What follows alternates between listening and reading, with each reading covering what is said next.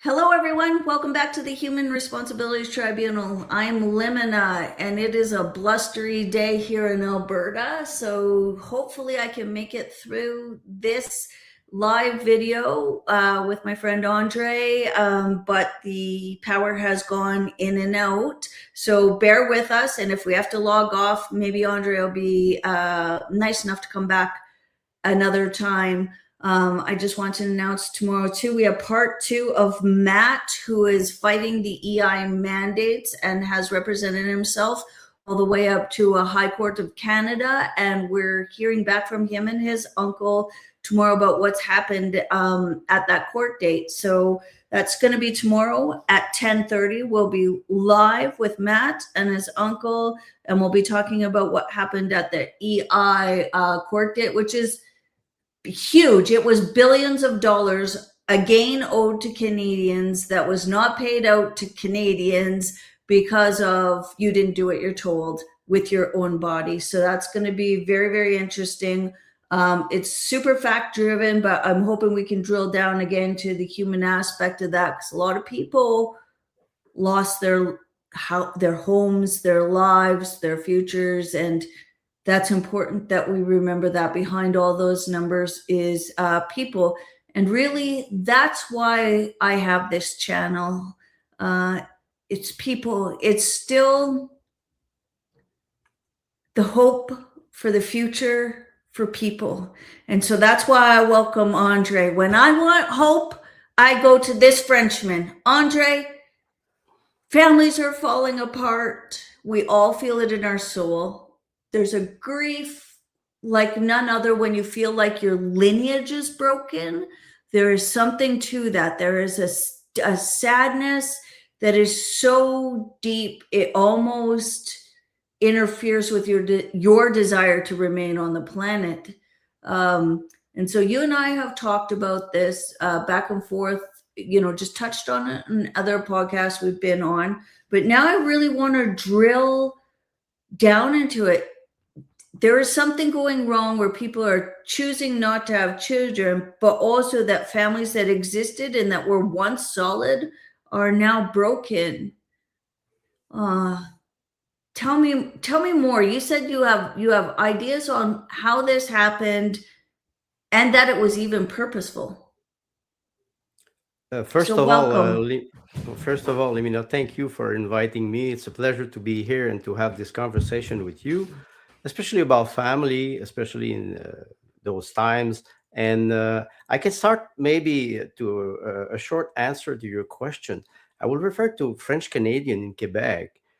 In the 1950s, we had what we call the Revenge of the Cradle. The Catholic Oh, Church at the time was advocating, Catholic people in Quebec, French Canadian, to have children. So families were quite big, three, four, five children, depending if you live in an urban center or you live in a rural environment. But families mm, were quite big, and the birth replacement rate was about 3.5 children per woman. I'm not saying per family, per woman. That's very important. And since 1960, this birth rate had fallen now to 1.3, practically the lowest in Canada. But it's a global tendency. We see this in many countries, and uh, this downfall of the birth rate started many decades ago. We can refer to one book of Michael Jones. The title is Libido Dominandi, Sexual Liberation and Political Control. And he's referring to how minorities are used as weapon. The black were used as weapon. yeah. After that, it was the women who were used as weapon, with feminism, with the introduction of the contraceptive pill, then the abortion, then the vasectomy for men, and how you Mm, can have free sex without any responsibility, so without any yep. children. The fact that since 1945 we had what we call the baby boom Yep. was because there was industrialization and wages were rising. So people could afford a family, they could afford a house, they could afford to have at least two, three children. And since 1960, 1970, we see that this tendency has been reversed. And I think there's a lot of people. It is not true that people they say they don't want to have children. The psychological pressure is there. They say they don't want to have children because they think that they will not be able to support them financially. And the fact that women arrived in the labor force, during the war, created Yeah. a huge pressure on the wages for all workers. That's one point. The other point is we are in a world where the tendency is to technocracy. I think you had many discussion with our dear friend David Gardner about transhumanism. The fact that we Yeah. want to, I'm sorry to say it rudely, but we want to castrate people. We want to mutilate Yeah. them. We want to forbid them to have a future, which is a family roots, the past, the present, and the future. Today, it is Hmm. quite broken, but I think there is hope because I think it's the end of an era, and we have to maybe inspire younger generation and help them to. It's not only to say, well, have children, procreate. No, no, you have to support them, and maybe politicians they don't understand that today. The political system is completely broken and do not support family. That now they're even saying that in Canada in 2035 100% of the replacement rate Will will be be immigrants. immigration. If Mm. it is not a direct threat to a native population, when I say native, people who were born here, I Yeah. don't know what it is. So but Yeah. I think people are waking up now. What's interesting to me too is that it's not just about desire. 1 in 6 Canadians need help, they say, having kids, although IVF is the birth industry is a massive conglomerate and a lot of it is a lie, and the outcomes of it is catastrophic on a woman's body, right? And that we're not being honest about that. So that's a whole nother one, but I just want to put in there as before anybody does IVF, they should really, really think about it. Yeah. Okay. So let's drill down into that. So uh, it's interesting to me because one of the things that you said is that a lot of people see the disintegration of our society and our civilization or have started prepping since COVID. That's not my story. My story started 30 years ago of like, because before it was 2030, it was 20 agenda 2021, right? And we knew about Yes. that way back in the 90s. I started taking a look at that and what was being done, and the WEF. But you're saying it's even back farther. Wake up. This playbook has been playing out since post World War II, I guess, is what It's is even coming it's in. even more old. It's even older than that because we can Okay. go. I will just go back maybe for 2 3 minutes. The French Revolution, 1789, transformed the old regime into what they call a republic, and they Mm, transformed people into citizens. And after that, having a secular state means that the state becomes the new religion. When and why I go back to 1789 is because I want to introduce the 1917 revolution in Russia. When the revolution arrived in Russia and they implemented socialism, hard socialism, in the mm, 1920s, after the civil war in Soviet Union, Ukraine, Odessa, and between the White Guard and the Red Guard, the Red Army, they started to implement with the Communist Party the right for abortion, the right for divorce. mm, They were starting to permit men to divorce even after one day of marriage. Abortion, the level of abortion was skyrocketing between 1920 and 1925 in Soviet Union. And the republic, you had a lot of republic.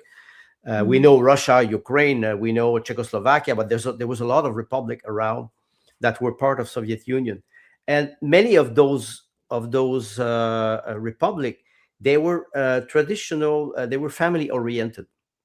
They had Mm. many children, and suddenly the birth rate started to fall. Why? Because men were sent to the labor force 1920, 1925, up to a point that at the time Lenin had to back off. There's a woman, Mm. Alexandra Kolante. She was a member of the Socialist part, the Communist Party in Russia. She was a feminist. She was one of the first feminists that was advocating for abortion in the Soviet Union, and they were pushing women toward abortion. There's a lot of documentation on this. If you follow the Russian history between 1917 and 1979, let's say, there's a lot of documentation about abortion. Abortion is a very, very important topic in Russia today and in Soviet Union then. So Really? it is not a new phenomenon. It is a phenomenon that was pushed by the Bolshevik at the time, supported by I'm sorry to say, supported by Rockefeller. The Rockefeller Yeah. Foundation was founding the Communist Party to promote those ideas to have birth control. But then the problem is in 1925, Lenin had to back out because men, they were divorcing. They were marrying a woman, having sex with her, abandoning them. And it was the level of abortion was skyrocketing in 1923, 25. So Lenin had to Mm. back out from this. That Mm. was one of the first experiment about abortion. Then you fast forward 1943, women they entered into the labor force because men are on the front line. And when the war ended, women didn't want to go back to their kitchen, so they kept the women inside of the labor force. Mm. Some women became doctor, engineer, but you did not have a lot of women who were, hard worker because naturally men is more strong than women. Mm. Then Yep. you arrive around 1945, 1950, and you start to have the introduction of the contraceptive pill. And that's the Mm. second part of it. The contraceptive pill, all those mechanism to avoid having children, and Mm. you go more far. After that, it is abortion. After that, it is vasectomy for men. After that, it Mm. is, I'm sorry to say, the same-sex marriage. Everything that is made to avoid procreation, and it is not. You cannot distinguish sexuality Mm. with procreation. But it's like anything. If you abuse something, you will be addicted to it, and you will stop having either children or having responsibility. I understand Mm. there's a young generation now. Young people, they say they want platonic relationships. They don't want to have sexual intercourse for Mm. many reasons, because they are disgusted with what they're seeing actually in the Western world. And the second thing is that they don't have any income, so they say, how can I bring a child in this world if I cannot feed him properly? You mentioned something very important, the power of pharmaceutical company who are influencing women with birth control pill. And we don't we, a lot of studies are there starting to show that the level of They've fertility been has there since dropped. the 80s. Yeah, they've been Or there even since the even 80s. Yeah. even more earlier than that. But Hmm. it's an old story. I think it's at least 100-year old, and we see the consequences of it today. We Yeah. are personally, I am like, I only have a daughter and a granddaughter, and I don't think my daughter, who's 38 now, will have another child. So we are even Mm. under Yeah. 1.33. The birth replacement rate, I think it is 2.2 per Yeah. women, and we are way under that. So that's why Yeah. we there's no future if we continue on this path. Okay, so I just wanted to drill down into something with a few of my own ideas and see if they resonate with you too. Is post-war, we're told that women just didn't want to go back to work after being in factories, but I think women going to work was a way for the government to hide the inflation of all the loans they took out for all the infrastructure, stuff they did to put people back to work to rebuild the country. So it was like, women don't want to go back to work, but now they can't really not go back to work because that was the first jump at life getting so expensive because the government has taken out so much loans in your interest in infrastructure, and inflation it had become so much, and people were in a lot of debt, right, from the war and what have you, that women could not go back to work. The second aspect of that, I want to say, is that's when troubles really began. I used to I used to be a feminist. I apologize right now. I'm sorry. I'm recovering. But one of the things I thought was, yeah, women should, but when there is so much that started going wrong, and you can see it happen downstream one generation. For example, 40s, 50s, the heyday of male serial killers with absentee moms or overly permissive / with kind of like a overly critical mom. We have this balloon of serial killers during that time as well, right? We have this balloon happening of violence against women. We have a whole bunch of things happening. And in the place of that woman, in walked marketing, right? That's when we also see TV aimed at kids, commercials aimed at kids.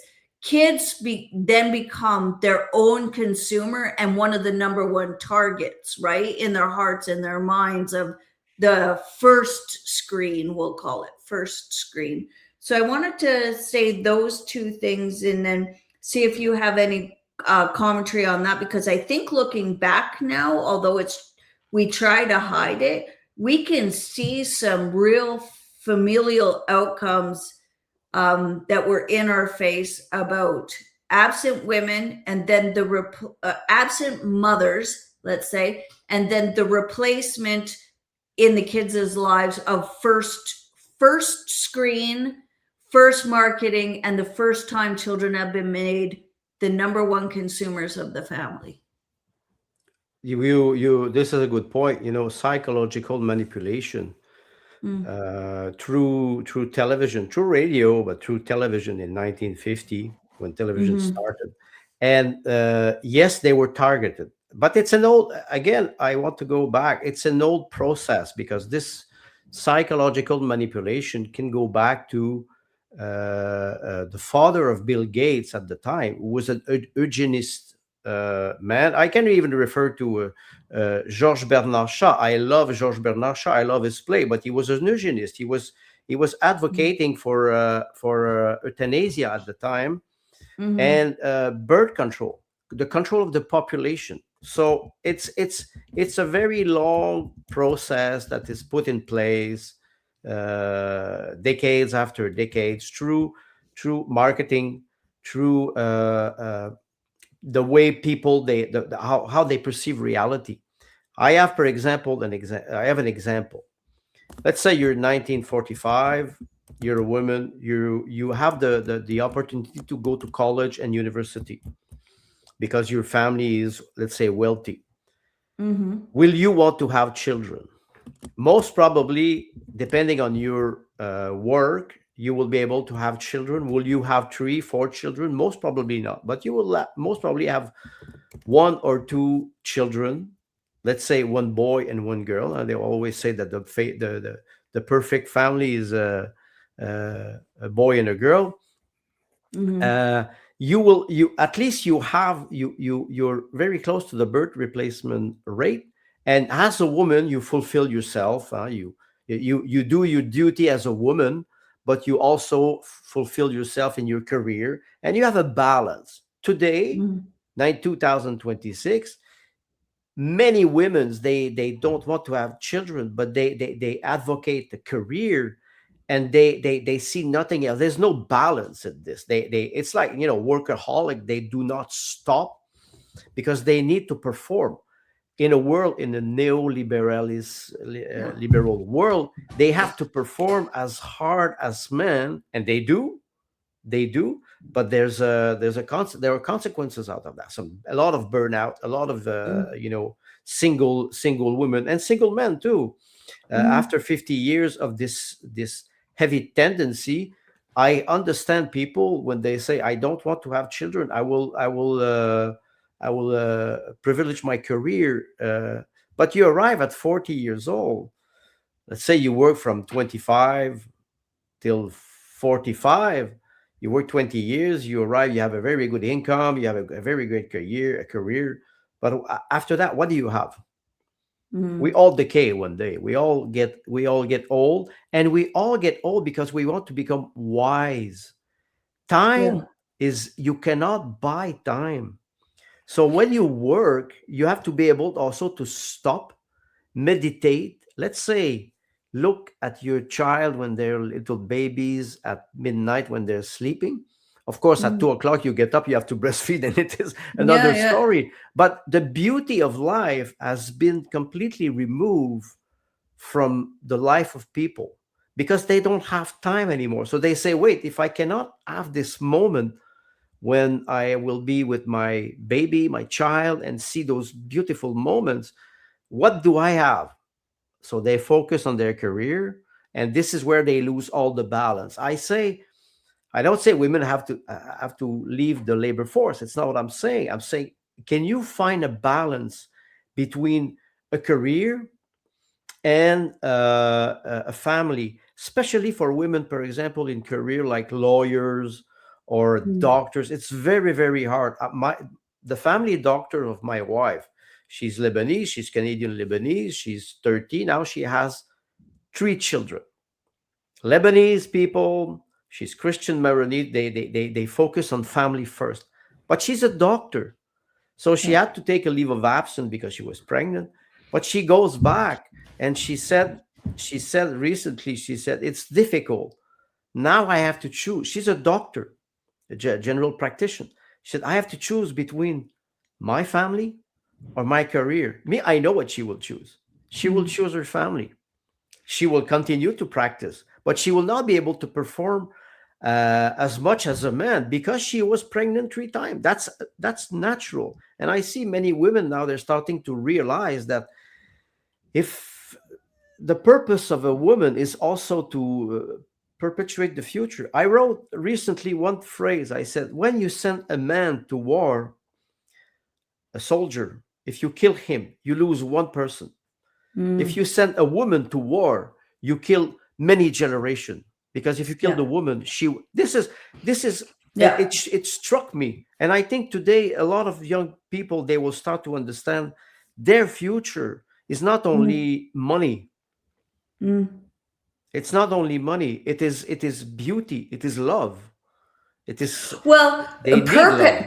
purpose, like I talk a lot about purpose, is I feel like a lot of people aren't depressed. They have a lack of purpose, right? Because they can no longer see a future in front of them. And I think that's a little bit of the marketing that they want, because why not become transhuman when your life is all painful and you have no human purpose? Why not? I think it's a bit of the Exactly. marketing, right? When people say, oh, well, kids, they don't want to do anything because they'll never own a house. And it's like, well, I got to tell you, 20-year-olds don't have a frontal lobe. They're not that forward thinking. You've implanted that in them. 20-year-olds are soiling their oats or whatever, what is it? Sowing their oats. Yeah.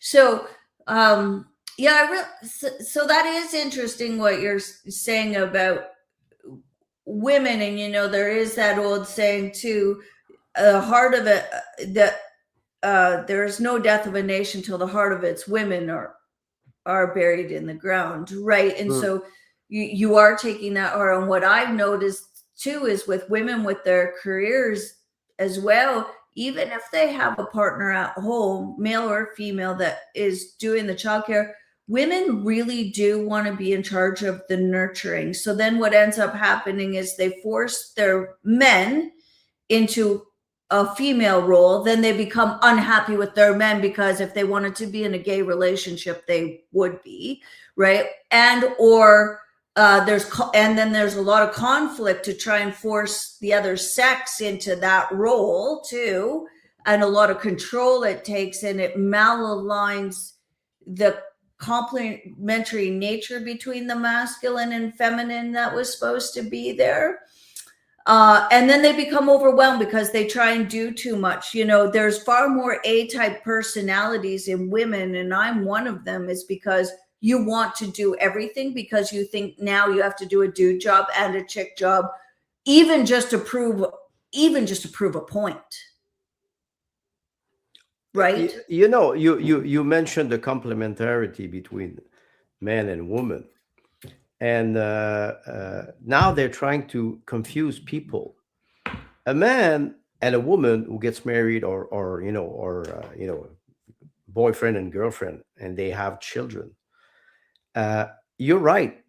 The woman will nurture more the child at first, and then after a couple of years, it's the father that will take the That's right. relay and Right. implement authority. Authority doesn't mean aggressivity. Respecting a certain order in life, Yes. the family, the order of the family. So I think the fact that role are mixed up now, Yeah. you see a lot of men, they want to help their wife or their girlfriend, Yeah. but they become feminine. Well, They because they're forget they're that. managed to the point where they have to be another mother, and so I would like to Yes, really drill down to this as a dude with you, is two. Women are really in charge of that nurturing when life is on the line and you need a lot of empathy, and then children grow up and they start using they're supposed to, it doesn't happen anymore, start using the skills they've learned in their family and pushing them out in the real world so they can play outside on their own and manage a little bit of risk, manage a little bit of social situations on their own without a hover mom, right, or a hover dad now as it was. But one of the most important things, I think, you talk about authoritarian and behavior, but I think men need to be in that place of risk management, because they're the ones that can stand there and allow the child a little bit of risk, because brains are built better for taking risk, right?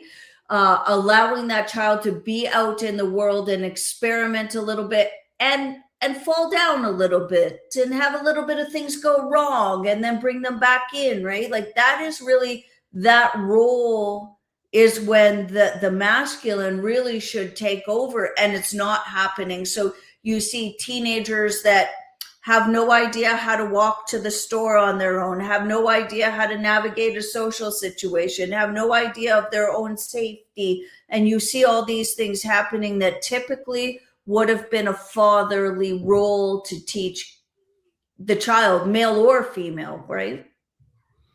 when let's take a single parent mother or a single parent father, which is a little bit more rare. A little bit, it is more rare.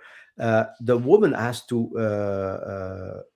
manage the two role, Mm-hmm. authority, and I would say authority and love. Let's take two simple words. So she has to love and take care of the child, but she has also to apply authority, and she's not good at that. Most women are not good at applying No. authority, in the sense that uh, it's I find this, it's kindness. It's kindness. The man will take risk, like you mentioned. You go Mm-hmm. to ancient Greek. The woman was the, I'm sorry to say, that was the boss of the house. The woman Mm-hmm. is the boss of the house. And Mm-hmm. outside in the public sphere, the man will express himself. Yeah. But he Yeah. has behind him the support of the woman. Then a lot of people will arrive and will say it is not fair. Women cannot speak in public places. Yeah. No, it is not what was happening. It is not what was Mm-mm. happening. No. Women could express themselves. And we understand what happened, let's say 1940, 1930, 1940. Let's take Canada, when women had the right to vote. A lot of women could not even buy a car, or could not own a house or a flat. because they needed the signature of their husband. Mm-hmm. This has changed because we have understood that the personality of a woman and a man, they are people. Mm-hmm. So we are equal. We should be equal in rights, but we're Mm-hmm. not equal. We're biologically different. We have different mentalities, different way to perceive reality. Men are more strategic. I've seen this. Now we see a lot of women in municipal council, mayor, and they are when there's an event, let's take a catastrophe or something. They manage very badly, and then they scream for help instead of acting because they are not proper they're not educated or they're not made for that. I rarely saw a woman. I work at Hydro Quebec for 33 years with a network operator in very very hard situation. Very the high storm. Women, there were no women on the battleground. No women at all. It was only men. Why? Because men, they are first of all, they're stronger. They were supporting weather. They can react differently. They react in strategy, risk management. You mentioned it. It Mm-hmm. doesn't mean that women is not intelligent at all. Look now in Quebec, you have 70% of the doctors in Quebec, the general practitioners, are women. Mm-hmm. Does that surprise you? Me, it does not surprise me for one reason. Because if medicine is a practice, Mm-hmm. women are very good at taking care of people with knowledge. Imagine a doctor, a woman who's a Right. doctor. I have a friend, he's Lebanese, he has 4 children. His mother was a midwife in Lebanon. He said he thinks, maybe he exaggerate, but he thinks his mother gave birth to about 5,000 babies in Well, the in the Meten, in the yeah. north of Yeah. Lebanon. And I met his mother. She died a couple of years ago, and she was like a very small woman. But I was looking at her. I was so in admiration. I said, "How could this young little woman give birth to 5,000 babies in the village in Lebanon?" And my friend is having 4 children, and I see Mm-hmm. how he acts toward Mm-hmm. his children. He inherited the beauty and the kindness of his mother. So I think that women are very good at helping people. That's why we always refer to caring. It is Mm-hmm. important. We cannot deprive society from the beauty and the intelligence of women. This is the future. This is the future. Well, If Well, and I think, we've allowed people to redefine things like equality and it's interesting to me. So I was the single mom. Thank goodness for my husband who came along and adopted my kids, and then we ended up being foster parents and raising other kids. So I kind of see where I was lacking, and luckily I respected him enough to actually walk away from some of those risk mitigation scenarios, because I just knew I couldn't keep my mouth shut, because of how my brain is wired versus him, and to actually uh, know when to walk away. But I would say this: we toss around equality and now equity and all these words, and I used to say equal but different, but that's not actually right. Where I think we've laid on, because as we've grown older, we've gone back to a more traditional home here, even without kids, where he does blue jobs and I do more pink jobs. Like, the house is my job, making it a home is really my job.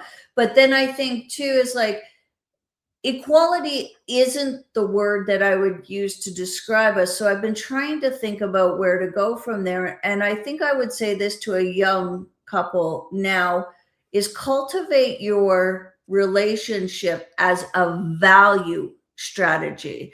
Because so if you get back to where you stay at home as a woman and he makes the money, that isn't equal in terms of bringing in the money, but it could be equal in value. Does he value that every day he comes home and the house is clean and he has dinner? Do you value that at no point in time during that day did you have to worry about feeding your children?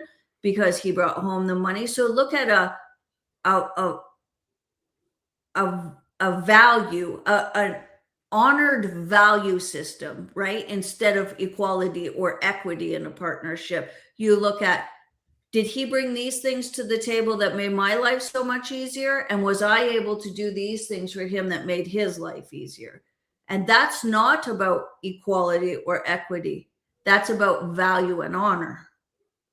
Yeah, honor is a very good term. The value, Mm-hmm. you cannot measure the value of I will say the income or the input of the man and the input of the woman.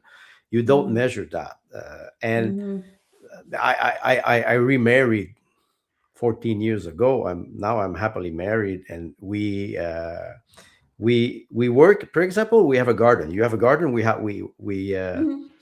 We always often talked about it. And when my wife, when she's doing, the trench, and I say, this is my job, but she's doing it anyway to help me. In Mm-hmm. 2022, I have an old house, so I bought new windows, and instead of hiring somebody, I installed the window myself. It was raining in October. Who was my helper? Mm-hmm. My wife. And she Mm-hmm. was extraordinary. Of course, I'm skilled, but I could not have done it alone. So I'm Mm-hmm. happy when I look at the window. I said, "Wow, they're very well installed."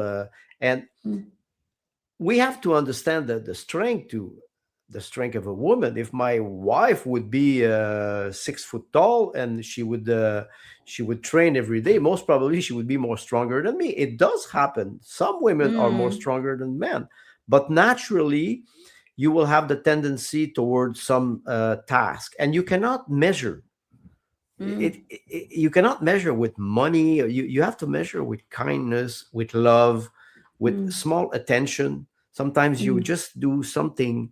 You see that your Mm-hmm. spouse is a little bit tired. You do something more. First of all, happy International Women Day today, March Oh, 8th. yeah. But no, but it is important to. And today, this morning, when I got up, I said to my wife, "Stay in bed." I cook. I cook a lot. My wife, she's an incredible cook, but I spent a lot of time during my life being alone, so I'm a very good cook. So I said, Mm-hmm. "Stay in bed." I do the breakfast this morning. I cook often, but this morning I Mm-hmm. said, "Stay in bed. I will prepare everything." So it's That's important. nice. Just those kind word, kind gesture. You mentioned Mm-hmm. you mentioned it in terms of value. What does he do, or what does she do? She does. What does she do that will make my life beautiful? That will help me maybe evolve, flourish. Mm-hmm. Also, I think there's a lot of people who see it as a, oh, it's only a contract between a It's man a and a woman. complementary principle versus an equation, right? Yes, Equality and exactly. equity are an equation where you think it's going to play out in rote numbers versus some sort of complementary principle. And I like what you say there, and I like International Women's Day. Too bad there wasn't like an International Men's Day where everybody said, thanks for paying the bills for an eon, right? Like, to me, we've gotten woman heavy. And I say this most honestly, Andre, when I say I don't even really like women anymore. They've become spoiled and without responsibility as a whole. And I think when I see them in positions of power, when something is put upon them, they throw feelings into the mix. Well, you've hurt my feelings, you've made me feel unsafe. And it's like, well, it's hard to do a leadership job when no one can talk to you. Women in politics, there's a lot of That, examples today. yeah. And I remember when I was studying literature in Montreal Mm, University, one day we had a polemic with a teacher. We were having a discussion with him, and I asked him a question. I said, "Tell me, Mister," I forgot his name. I said, "Professor," I said, "if women are in power, will we still have war?" And yeah. he looked at me and he said, "Of course, but costume will be more beautiful." And Well, I was laughing, because when you yeah. look at women today, you can look at how aggressive they are, because Mhm. not because they're not good politicians. I'm sorry to say, I refer to Anna Arendt all the time. For Mm-hmm. me, she was the greatest philosopher of the 20th century, personally. And I look at women in politics. Women in politics, they don't know how to debate. They don't know how to be polite. They don't know how to counter attack an argument. They don't have sense of humor. And a lot of them, you look at them, they repeat their role, and they don't. There's no statement, and there's no stateswoman today. Well, It's very, very rare that you see. Take an example, Dallas Brody. I watched her. She's a very clever woman. She's very yeah, intelligent, very well spoken, but first of all, she lacks sense of humor. yeah, yeah, Sometimes yeah. you have to take life a little bit more easily, even if it is tragic. We think about the COVID mandate and what happened. It is tragic, and and this advice goes for men too. In politics, it is not interesting at all to listen to them. They have no Mhm. sense of humor at all. No. And nobody's a good leader anymore. It's like shit is floated to the top instead of the cream, you know what I mean? It seems like that. But I would say too, also with men and women in those leadership roles, is men don't understand the girl game, and they don't know how to combat it, right? So when women bring those feelings in just to shut you the fuck up, men don't want to seem like the asshole, and they have a protective nature, and then they shut down instead of confronting what the actual issue is. And so we're seeing, so back to the family, we're seeing these things play out not only in leadership politics roles, but we're seeing them play out in marriages. We're not having very successful marriages. And we'll go back to, you alluded to hormonal birth control. Well, there is so much research on choosing your mate while you're on hormonal birth control is not great. And when you come off, you don't feel the same about that person. Mhm. There's more conflict. Women are crazy. They don't understand their own cycle. And I think that the medical profession is not very honest about what's happening to these women when they're on that. Now, throw in IVF, and I think the IVF, the hormone profile that they put women on to produce that many ovum at once, is catastrophic to them long term, and they're not honest about Long that. term, So, exactly. so we've got maladaptive roles between men and women. We've got a medical profession that would sooner put women on birth control, which changes their whole software system from the time they start menstruating. We have a whole system that doesn't understand wisdom, like you said. Like there's like menopause and there's andropause, which creates a whole, it's almost as profound as puberty, the changes in one's brain leading into that. We've got a society that tells women to have a chip on their shoulder until they've achieved what men does, which is very, very difficult because we don't want to let go of that role as a woman. So now we've got pulled in a couple different directions and an exhaustion of women. And I think really a genuine desire in women to raise their children well, but also to live up to this sort of societal career aspiration. Now, let's get to the here and now, Andre. And this is all played out in people not wanting to have children, broken families, or one thing that was really on both of our minds is so I'm not talking broken family, like, so broken families, like divorced families, we'll call that.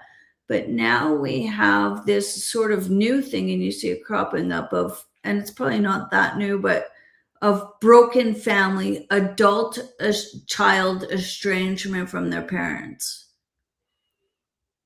You saw what happened in Quebec recently. 3 men adopted a little girl, and they call this polyamour.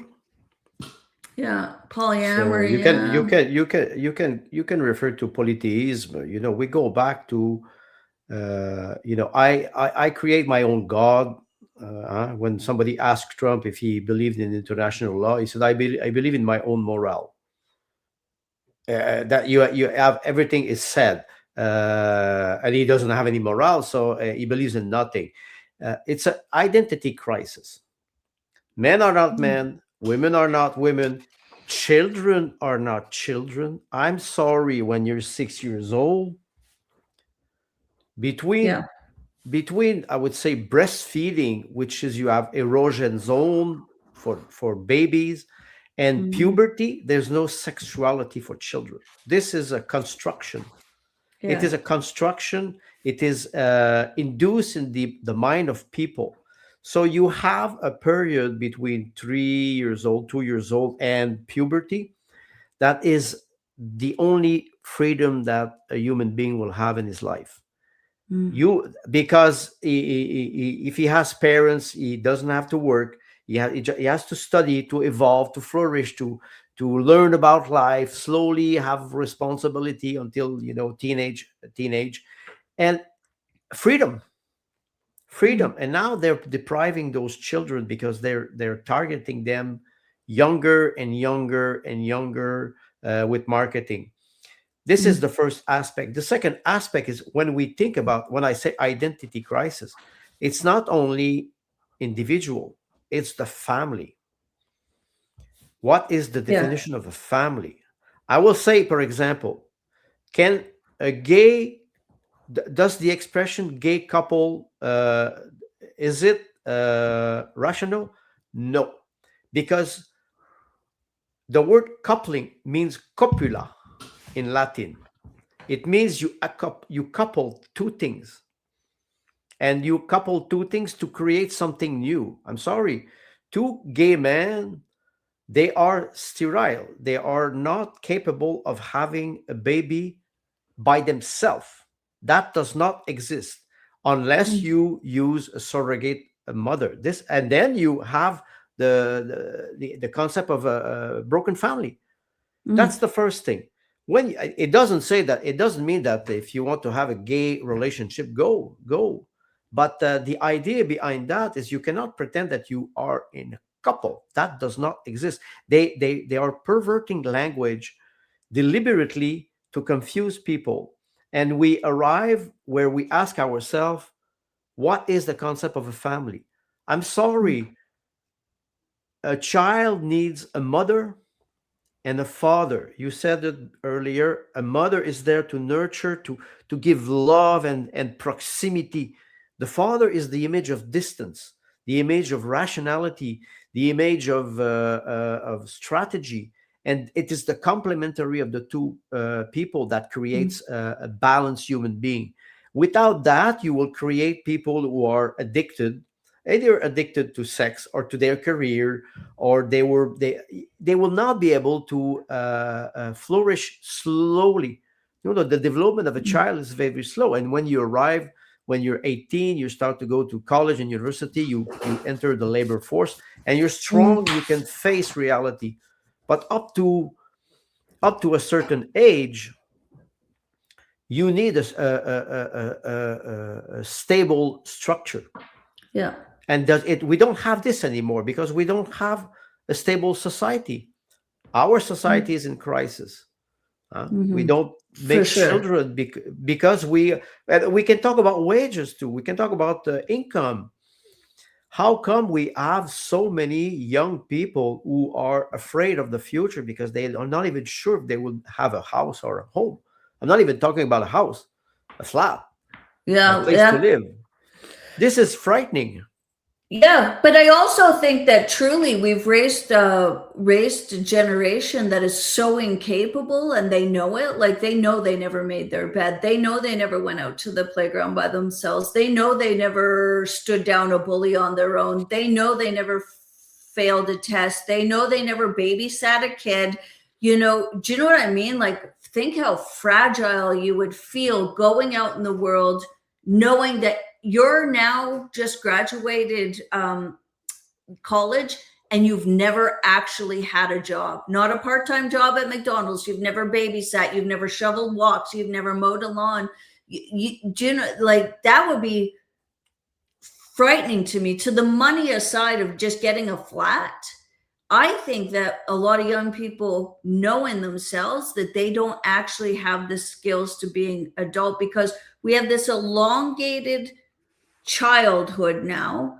And at no point in that childhood is there preparation to be an adult. You mentioned something. The preparation is important, and the fact that they are not ready to face reality. You remember, I think it was starting early 2000. Me, I finished university in 2001 because I went to university later in my life, and they were already starting to talk about safe space.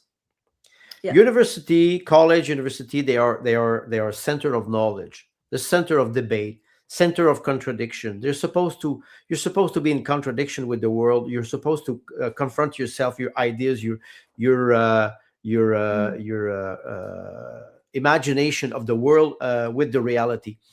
And in 2000, they started to implement those safe space where you're Mm-hmm. not allowed to be contradicted. I think we overprotected our children Mm-hmm. because we had fewer children. That's the first thing. The second thing is we were using children as an object. We want to have children as an object, not as a continuity of ourself. Think of one thing. Yeah. If you have only one child and he dies in an accident, or he dies, Mm-hmm. what Mm-hmm. do you still have? Nothing. Your whole life collapse. If you have 10 children and you lose one, it's a tragedy. But Yeah. you still have to take care of the nine that are still there. You cannot You have to mourn go for. on. You have to go on, and you will never forget the child that you lost. I pray that nobody will live this. This must be terrible, because Mm. you outlive your children. This is absolutely horrible. But if you have 10 children and you lose one, because in beginning of the 20th century, the birth mortality, child mortality was quite high. You Yeah. cannot just mourn forever. You have to take care of the other children. Today, Yeah. because we have very, very little family, if we Mm. lose it, we lose everything. So Yeah. we overprotect them, and Mm-hmm. then they're not ready to face the outside world, and they're scared. Like you Yeah. said, they have to be able to take risk. I used to do water ski. I was 10 years old. I used to drive a speedboat at 10 years old. the Yeah, the, me the amount, too. I will not even tell you what I did, because today I would be considered like a maniac. What we were Mm. doing when I was 10 years old, it was incredible. Today, children, they are not allowed to have fun, to take Yeah. risk. Of course, Yeah. there's always a risk, but come on, you have to let them live and experience and Well, take and you risk. should want them to, right? That's the only growth. I read this set of books. I can't remember the author's name, but it was called The Children of Time. And in the first one, the being in civilization grow not with knowledge, but with understandings, where they actually incorporate it into their life. Because here's what I'm seeing happening in colleges is people know a lot of shit, especially in psychology. You have all these psychologists that know a bunch of stuff. They've got a master's, they've read, maybe 100 books, because actually it doesn't take that much to get a master's or a doctorate. You have to read a finite set of books, write a paper, and then defend it to 4 people or whatever, right? It's Yes, not like exactly. you've read 1,000 books on 100 different topics. So anyway, let's just say that. But they're really well read, but they have no understanding, right? They have a lot of knowledge, but it's not put into their lives. And I'm starting to see this, and maybe I'm talking out of turn here too, Andre, is in the faith community, is that they've got all the scripture down, they understand this and that. But when it comes to standing the line in a line of cops, or standing in the line of evil, or even just telling your best friend, I don't want to listen to your lies, that's the wrong way to go. That's amoral. They have no living faith. They have no understanding of how to implement it. So even when kids are learning things now, they never have an opportunity to actually deeply understand it, to live out their own narrative and see how the story plays out in their life, right? And so then we get to this place now, here we all are, where our adult kids either outright hate us or resent us, um, or us them.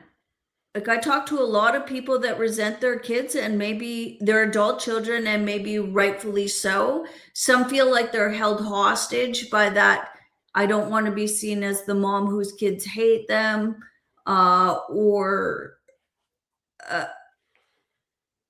and we don't want to have that severed lineage, because how do you go on when you know you've done 50, or I don't want to get too upset, 50 or 60 years into something and there is no lineage? You're going to die by yourself after putting all this energy into your kids, rightly or wrongly, by yourself, or you're not going to be able to carry on, or you're not going to see your grandkids. And I think there really is a depth of grief there that people I see are either shutting down, saying, fuck those kids, I'm walking away. And I've been, unfortunately, in that mindset too, or just that deep grief of, I'll do anything, please come back into my life. And then you have these adult children running amok, still living off their, elderly parents. And I feel like there's only those two things happening now. Maybe you could speak to that, like the cleaving of not just young people from their own lives and from their parents, but the cleaving of our adult children and our grandchildren away from us, and how that has been purposeful, because it does a lot for your hope, for the future, right? And your desire to carry on, I think. The fact that we are isolated. I can talk about my personal experience. When I was 10 years old, my parents got separated, and for I didn't see my father for practically 10 years. Mm. So when I was early 20, I was in college and I started to see my father again, and unfortunately he passed away when I was 35. I'm 66 years old. So my father was in my life for about 25 years, maybe less Mm. than that. And I suffered the consequences of the lack of the image of the father is the image of the authority, the image of stability. When you Mm. see the father, the idea, that's why I say we live in a matriarchal society now, because Yeah, the image is unstable, emotional. I think a couple of weeks ago, David I Gardner agree. did the podcast, and he invited us, and we was talking about. He had a quote, and he was talking about we live in a situation where it is the mood that counts, the mood of people, the feeling Yeah, of people. yeah. There's no image of authority. It's Then all feelings all the time.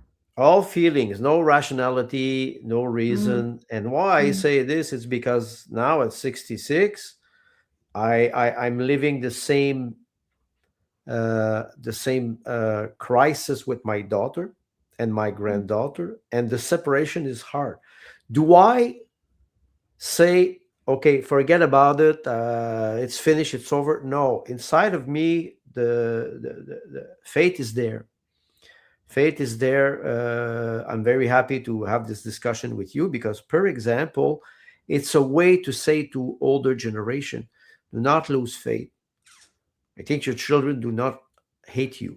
They're just broken in a way because of COVID, because of what happened. They're just broken in a way. They need time, like you need time, like I need time. I know we have less time when we're getting older, but if we have less time, we have to make sure that we use this time wisely. And I advise people not to just give up. It- it- Mm. you don't give up.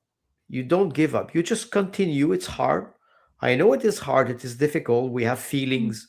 We wish that we would be able to transfer our knowledge and wisdom and experience. I wish I would be able to do this with my granddaughter. I Mm. did a nice sidewalk in stone in 2018. I carried about 5,000 stones from the river and the mill that was, and I was doing this, and I was saying, one day I will see my granddaughter running on that stone, on that sidewalk. Yeah. It's been 4 years I didn't see my granddaughter, but I still think about her every day, and I tell myself, I say, if God wants me to reconnect, it will happen. I'm not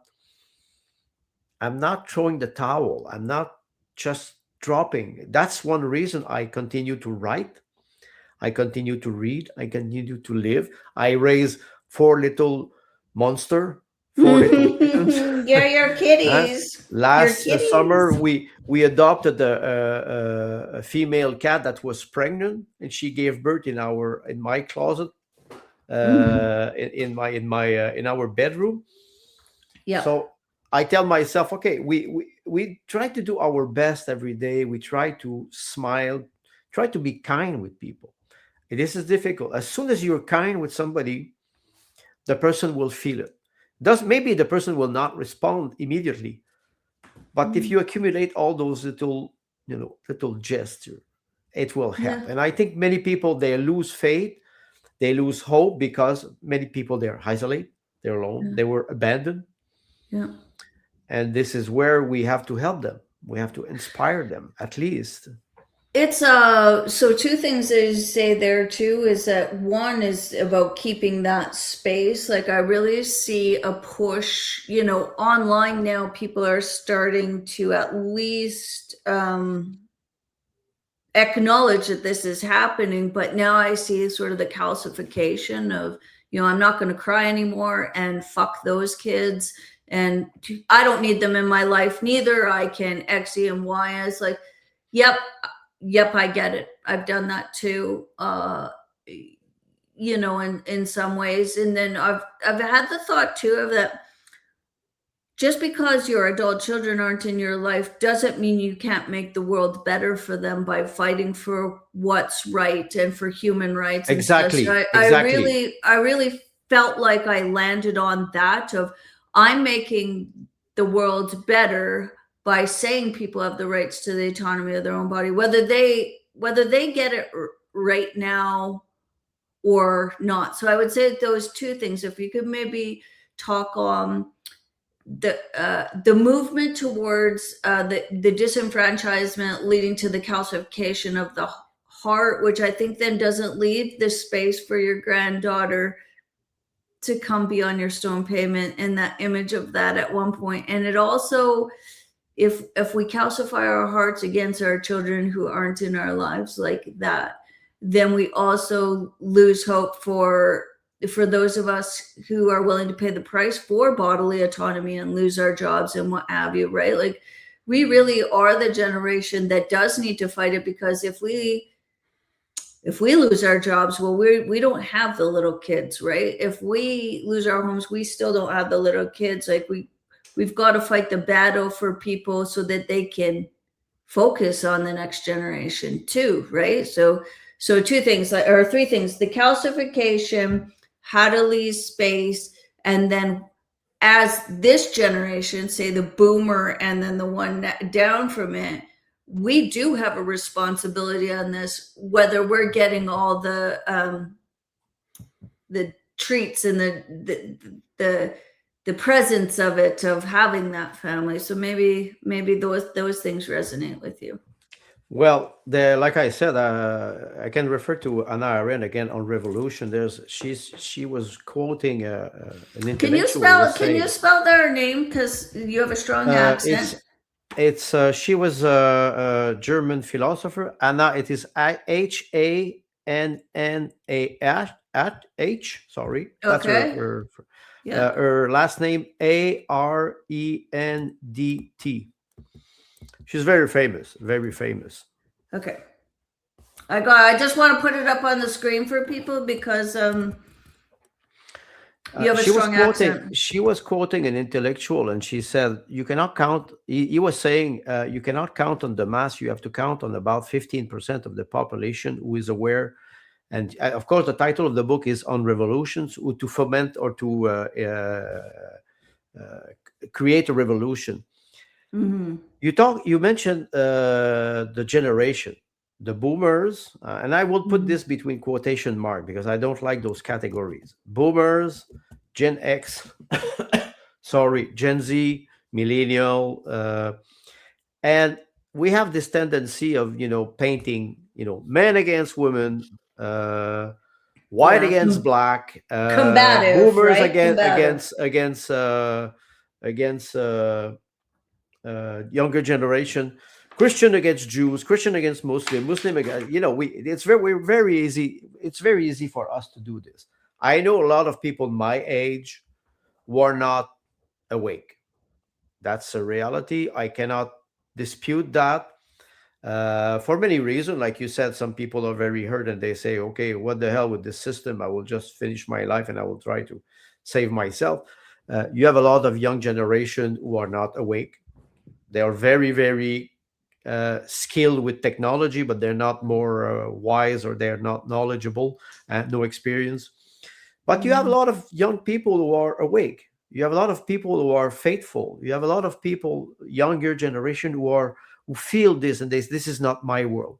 But they, instead of saying we just trying to identify the problem, they say this is what we want. So, and this is their future. And Mhm. our generation, or generation like the Gen X, we do have a responsibility. I have I'm retired. I'm a writer since 33 years. I write. Mhm. I write now. I'm starting to understand why I never published, Yeah. because people don't have the knowledge to write me, to read me. That's as Yeah. simple as that. Some people will say, "Well, you're a little bit proud when you say this." I would say, "Go read what I wrote and come back after." I have four major essays, six plays, a tragedy, four novel, about 100 short stories, fairy tale, and about 150 political articles. I said, go and read. My writing is finished. I have a lot. I'm writing a fourth essay now. And Mhm. why I say this is because I continue to do it because I have a duty. It's Mhm. not by choice. I love Mhm. writing, but I have a duty. Logos. It is through debate, it is through discussion, it is through contradiction that we evolve. We cannot get out of this. It's through real and honest discussion. We can Mhm. disagree. You can hate what I say. You can despise what I say. But at least if you hear me, then after that you go and you start to think about it in your own way. We have Mhm. this responsibility. When I say baby boomers, I don't like to use this expression because I know some people my age are very wise and they're eager to transfer their knowledge and wisdom to their children and grandchildren. Are they ready to receive it? This is another question. When you broke the link between generation, it's very Mhm. hard to rebuild it. If you were able as a father to teach your children some things with consistency, every day you teach something, your children will inherit this practice. Me, I Mhm. don't have this. I never had this with my father. In America, we always say we are self-made men. Mhm.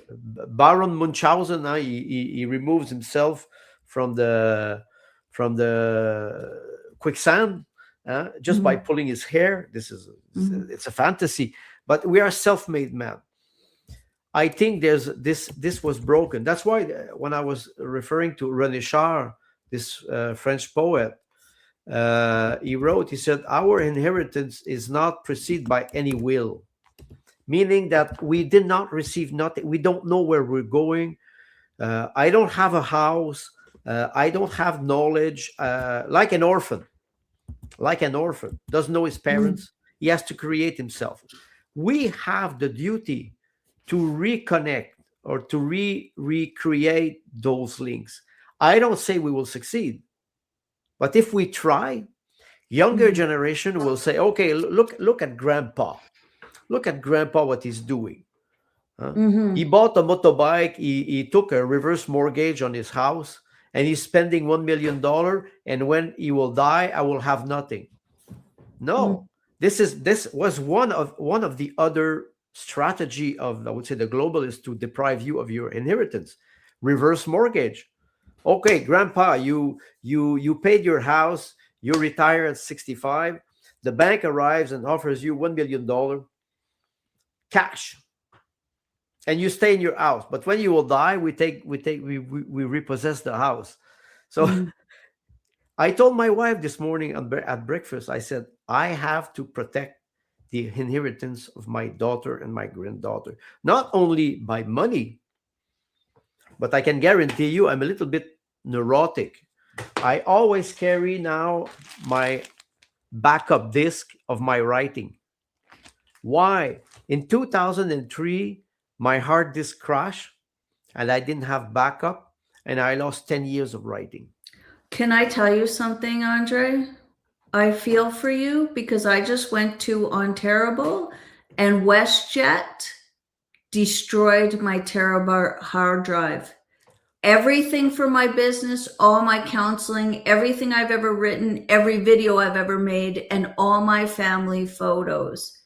And it's so that aside, so I feel for you. What a terrible thing. And Well, I can tell you. what a terrible loss, right?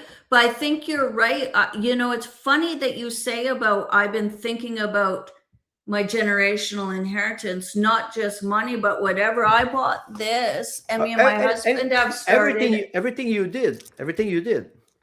Oh, you can't see it. It's an No, end no. of life planner.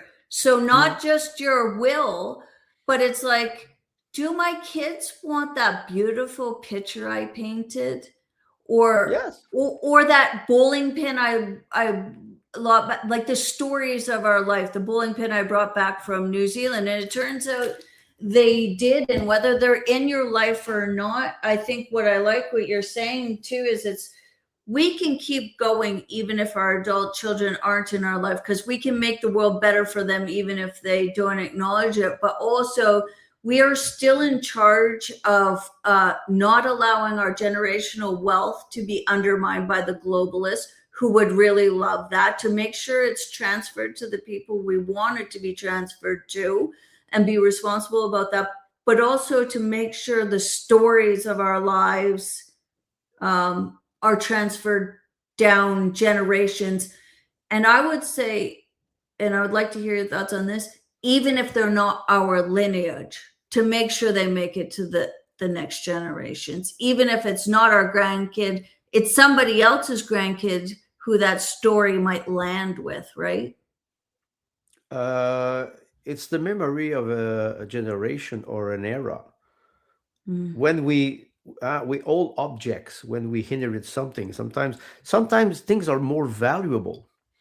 mm, My father was a photographer for the Montreal Gazette in Montreal for 25 years. After that, he was fired. He went to work for another newspaper in Montreal, and he was photographer. They were using zinc plate to print newspaper. And I remember the year before he died, he had a lot of those old zinc plate in his basement, and him and we cleaned them with acid, and mm. we framed them. I still have them. My father died 31 years ago. I still have them. Wow. They are Yeah. precious because they're worthless. They're totally worthless, but they Mm, are beautiful. They are old pictures of old Montreal and on zinc plate. And I'm pretty mm, sure that my daughter, before we stopped talking to each other many years ago, she said, "Oh, I want this." I said, she said, it's from my grandfather. So I mm, know this is much more valuable than many things because it's memory. mm, We are people. The difference between animal and man, or animal and human, is memory. We have a mm, long-term memory. We have a history. If we stick to this, we will be able to. What you did with your book is incredible. There's mm. one example. Yeah. I have I have Yeah, and I I bought worry. Sorry, I worry if people get into that idea, even my own self, of calcification, of like, fuck them, I'm going to live my own life, that these memories won't be passed down, that out of spite will withhold the information and the story and the items from them that we know that they wanted, right? Like, so for example, like, what if out of spite you just said, well, I know she wants those, but fuck her, she didn't talk to me for 4 years. You know what I mean? Like, I can really see you're a lot nicer person than me. I can already tell, Andre. I could see, if I wasn't in control of my thoughts and didn't have conversations with people such as yourself that allow me to access maybe a higher self, where I could easily get to, well, fuck them. They don't deserve anything. I'm going to spend everything that I've made, and they want this. Well, too bad. Then maybe they should have talked to me. That real calcification of that grief ends up down the road in spite. Well, in 2022, I was quite upset, but now I calm myself, and Mm, I tell my wife sometime, I say, I think I'm starting to understand the definition of the word wisdom. mm, Wisdom means to be wise, calm. I'm a Latin. I'm French Canadian. I'm sorry. Sometimes I burst in flame, and my wife, she says, you're like a propane gas tank. You blow up, yeah, and after that, there's yeah, nothing else. yeah, yeah. But I've calmed myself, and I try to stay wise. I try to stay polite. I try to stay, and even if it is difficult, uh, we still feel. Uh, I go back to this memory.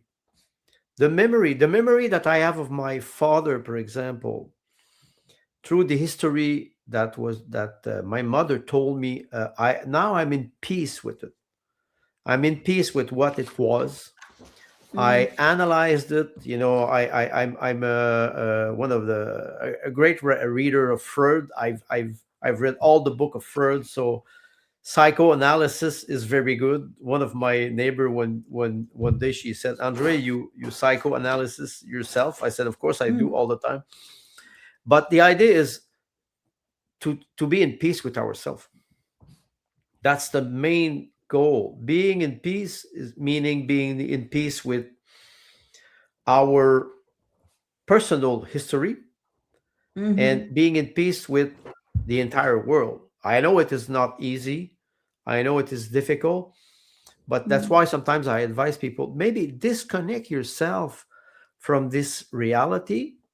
Try to see the beauty outside. That it was mm. a month ago. It was a snowy day, and I in my life I have a lot of deers and squirrel and Yeah, me a too. lot of wild animal. And I look at the telephone pole and I saw an howl. Is that how you pronounce it? What A is it? howl.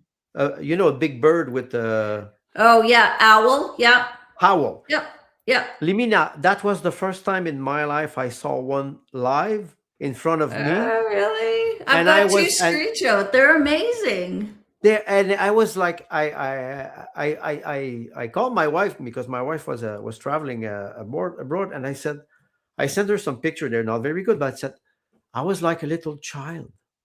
I was Mm, like fascinated. I said, beauty is all around us. We mm, have to see it.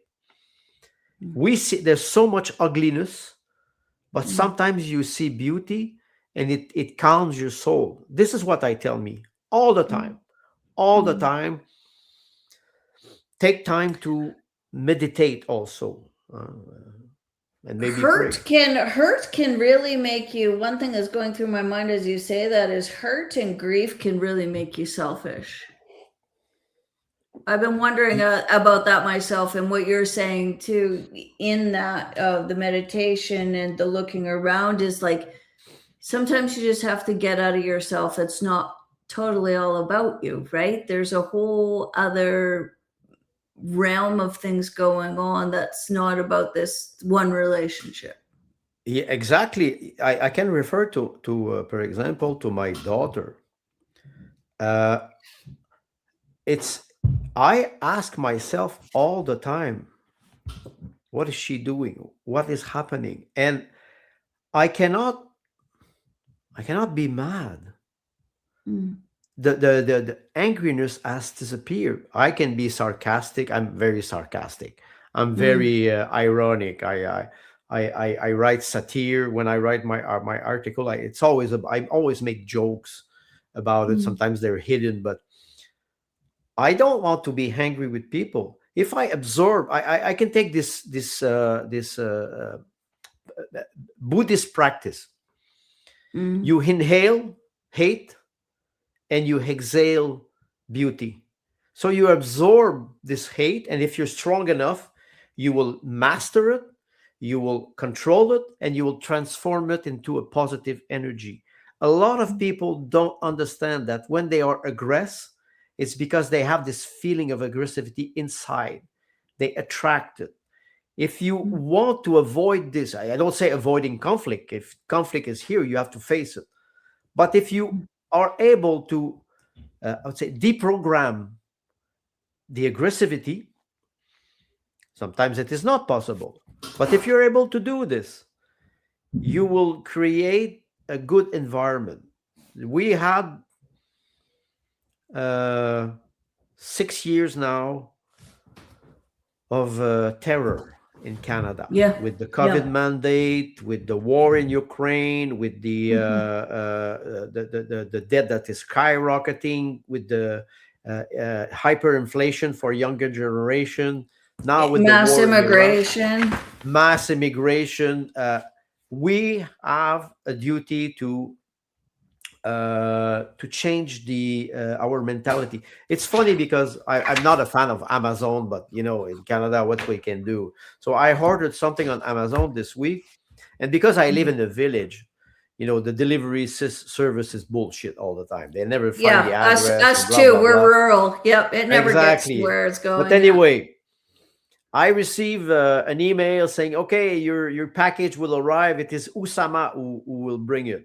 Immediately, Mhm. I'm starting to laugh. I tell myself, "Usama bin Laden," and I Mhm. and it is a joke. The man arrived. He called me. He speaks French. He's good French, but Oh, he's completely lost. yeah. Arabic. When they come from North Africa, they speak good French. So he's completely lost. So I'm Yeah. on the phone with him. I said, "You have a GPS?" Yes. Yeah. So I guide him until my house. And when he arrived, he got out. It was very sleepy because it was high. I said, "Be careful, blah blah blah." I said, "Thank you." I said, I have this flashlight. It was at night. I said, "You see the number? It is here. Next time you come, you will know." So he looked at me, and I wanted to be kind with him. I said, "Thank you." I was very happy. I Yeah. I don't care about the person. I don't care about his religion. It was I wanted to help him, and we made contact outside. And after that, I think he left, and I was happy. I said, Mhm. "Okay, he's an immigrant. He arrives here. He works for the delivery company, and why would I complain about something? I use this as a way to transform myself and to be more kind with people. I don't say it's always easy, but Yeah. if we don't try, we don't give an example for younger generation." You're right. Right. Yeah. Okay. So I hear what you're saying of like when you're in there, one thing I'm really hearing through all of it, moving out of the combative nature into understanding things in a complementary nature, your duty to know yourself is really what I'm hearing, and be in charge and in control of what you're pushing outwards. And that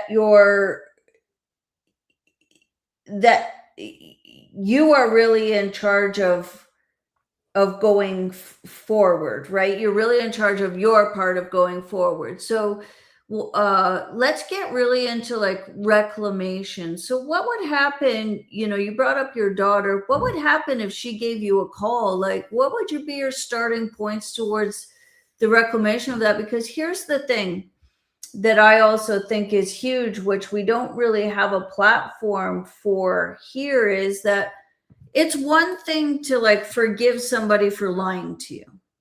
It's one thing to forgive somebody for even, say, maybe not thinking of you or being inconsiderate. But it's a whole nother thing when your adult children come back in your life and it's like they made you a second class citizen that could have been sent away from camps and it was okay for you to lose. Like they basically were okay with the destroying of you as a human being or your human rights. Like that's a one massive hurdle to get over. And the other massive hurdle to get over is I think we are in the territory of false memories. As you know, I'm not a huge fan of the industrial mental health complex, right, which includes psychology, which is now in their trauma mining. This is exactly like satanic panic, right? Something's wrong in your life. We're going to mine and mine and mine until you come up with a time where your dad made you eat a baby, and then they created that memory. That's happening now too. Oh, you don't like something in your life? Well, clearly your parents were assholes. So let's go back and create this. And I see this in other children, my own children, where they've almost created an alternative history that isn't there, right? That isn't there. And so just like with the false memories, what we did in the 80s was like, oh, well, they were false memories. And everybody just had to try and figure out how to put their families back together. So we have two things going on here. We have one, the fact that our adult children, or the other way around, or the parents of the children, were okay with the eradication of that individual's rights within their country, their human rights. So they essentially were okay with making their loved ones second-class citizens. And two, that not all the history or the trauma that's been here is actually even real. We have whole groups of people with imaginary events in their life, and I'm not exactly sure I know what the starting point of those two things would be. So what do you say? Your daughter comes back, she's invented things maybe in the past, maybe not, but how do you get by the fact that you were a second class citizen? Because that's not like, hey, you called my partner names, or you lied, or you were inconsiderate. That's like it's a barrier there to reclamation. Well, the first thing maybe I would say, uh, I would tell her that I love her. But the last time I wrote her a letter, I was very explicit about you have to face reality and you have to be accountable for your act. I will refer to one writer that I like a lot, Arthur Miller, who wrote The Crucible. The Crucible is the Witch of Salem. Mm-hmm. And in the Witch of Salem, it is in the New England, 18th century, I think. And this young woman, Abigail William, who start to have an affair with a married man. And she because she's caught by the wife of the man, she started to accuse them of being witch. That's a very, very, Right. very famous novel from Arthur Miller. Creating false memory or imagining a situation up to a point where Abigail Williams, she's, you know, she's bringing with her many young teenagers, and she convinced them that she's seeing the devil. Creating false memory. I refer to accountability in reality. I even told this to my wife last week. I said, if my daughter would call back, I would invite her here. I would invite her with her boyfriend and the father of my granddaughter and my granddaughter. But I'm not sure that she would be comfortable in my environment because I live in reality. Even if I'm in the middle of nowhere in a village, I live in reality and I will talk about it. And like you mentioned, accountability. Don't forget one thing. Many people who had the shot or were coerced into having the shot, they're feeling guilty. Not only guilty because, like you said, they wanted to deprive us unconsciously. They want to deprive us of our human right, but Mm, also they receive the injection. mhm, They may be the victim of adverse event or side effect. We don't know.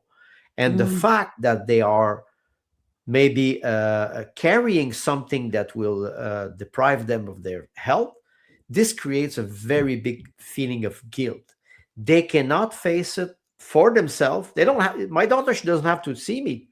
I'm pretty sure she feels it. She will not express it, but she feels it. You can imagine she would arrive here. The first thing I would say, for example, you're happy now, you took the shot, and blah. This is completely idiot. I could not act like this. You have to be diplomat. And also you have to understand that many people, they were caught off guard. And up to a point, uh, it's not even a question of forgiving. I forgave my daughter. It is not even her. She's a victim like me. But she has to face reality and her own responsibility. And personally, I think she's not ready. mm, I don't condemn her for that. She's just not ready. Am I ready?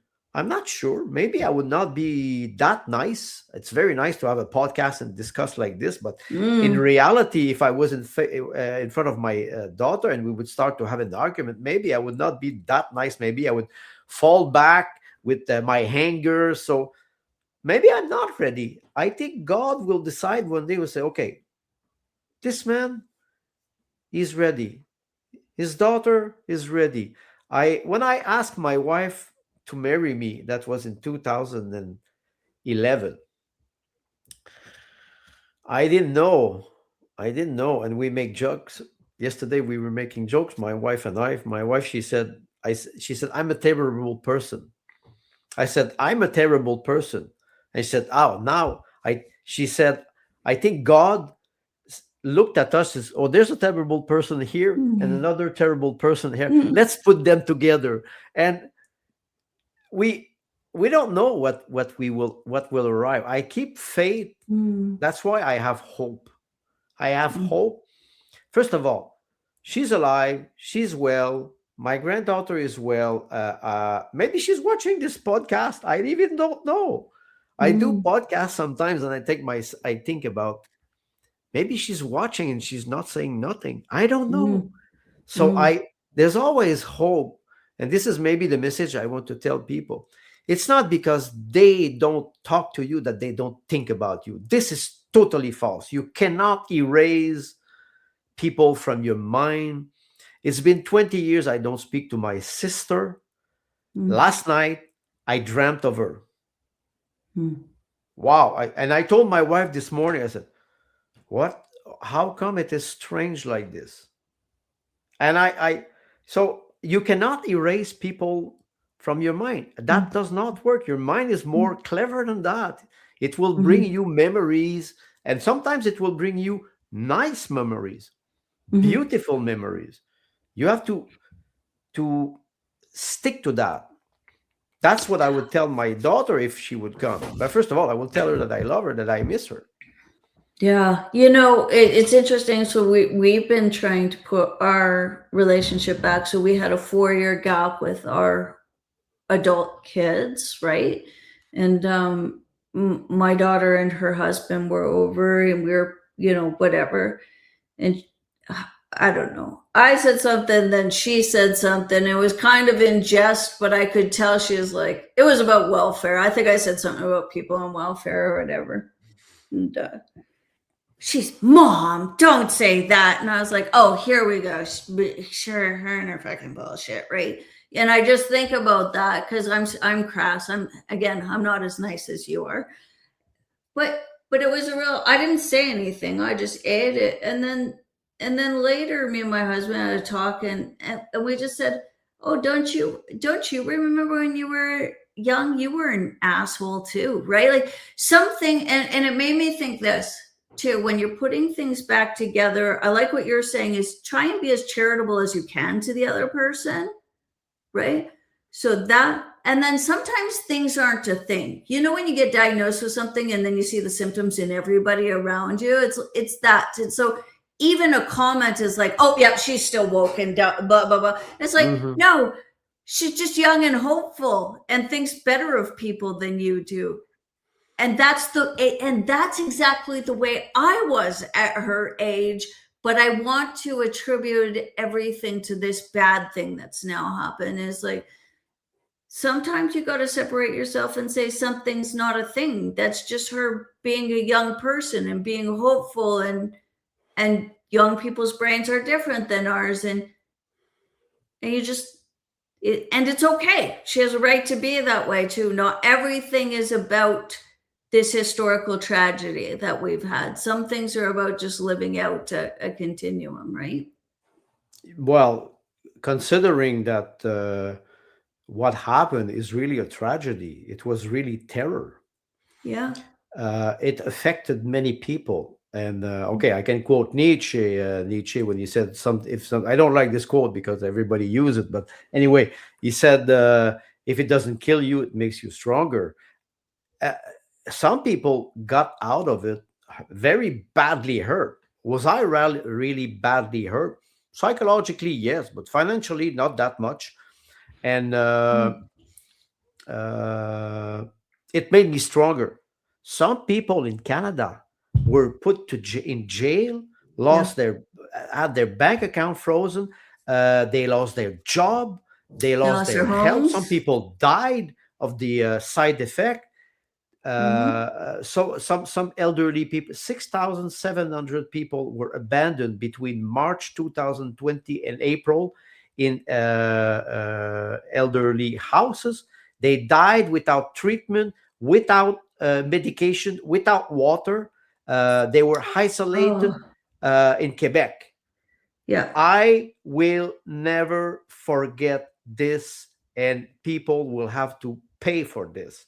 This is one of my duty, not for me, but for those 6,700 old Mm. people who died alone, far from their family, because of a regime that imposed this terror on them. This is something that I cannot forgive. You need a process to have reconciliation. You need to be able to prosecute the perpetrator, judge them, condemn them. You need reparation, and then you Mm-hmm. can have reconciliation. If you don't have this process, it will not Mm-hmm. happen. And many people today, they stay in their guilt. They try to pretend that nothing happened, but their guilt will destroy them. I know Mm-hmm. I can talk about guilt. I will not go there because it could be a long, a long story. But Mm-hmm. guilt is a very powerful motive, but it is also very destructive. And when you start to understand that, you start to feel more in peace. Accept what you did wrong. I try to do this. I see now. I go back to my past. I try to see what I did wrong, Mm-hmm. why it happened. Was it selfishness? Was I coerced to do it? And then I try to say, okay, can I do better now? So one thing too is like taking. I like what you say there too, because one of the things I liked is you handled things with your daughter quite different than I did, especially in the beginning. And I think things would be much more manageable and easier to put back together, had I maybe taken a page from your book, although I didn't know you then. And the thing is sometimes it's actually better for the future to disconnect rather than having those fights Yes, over and over and over again, and they escalate, right? And they did. And I think in some ways I didn't handle I'm a real yeller too, and obviously a swearer. So, as I get upset, it escalates, it amplifies. Yes. yeah, and things were said, and it probably would have been better to just shut it down and walk away. I think sometimes it's easier to put it together than trying to keep hammering at at the same thing over and over, causing harder and harder feelings rather than give it some space, right? So I would say that to people too, is having some sort of evaluation in your strangeness other than just it's over, fuck them. Of, is it better to just have no or limited connection so that you're not hammering it, and also is continuing to hammer, trying to get them to agree with you worth it, right? Or are you causing more damage? Well, if you would take, for example, a relationship between friends, it's painful, but between families, it's even more difficult.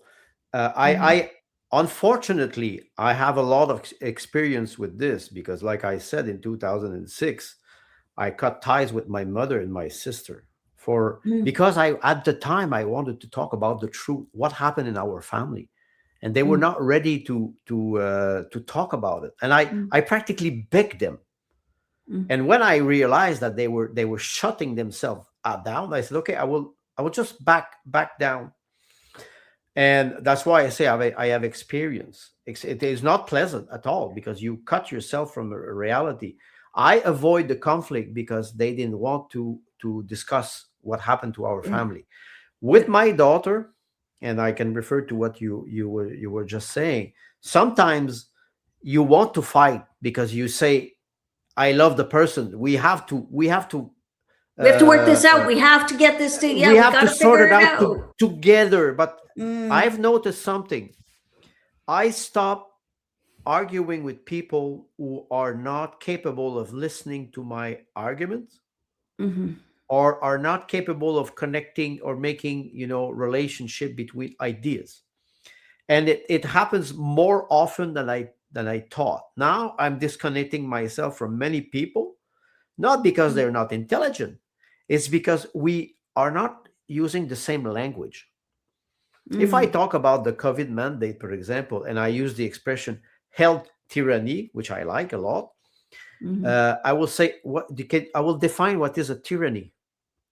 Do Mm, you agree with this or not? If they don't agree with my vocabulary, what's the point of discussing? So I mm, just go away. I lost many friends like this because I was trying to bring them to at least acknowledge. I was not asking them to start a revolution and to bomb the parliament and blah, blah, blah. I was mm, asking them, can you just support us when we mm, say we do not want to take the shot or we don't believe in this? mm, They did not want to have a common language. So I said, okay, it's okay.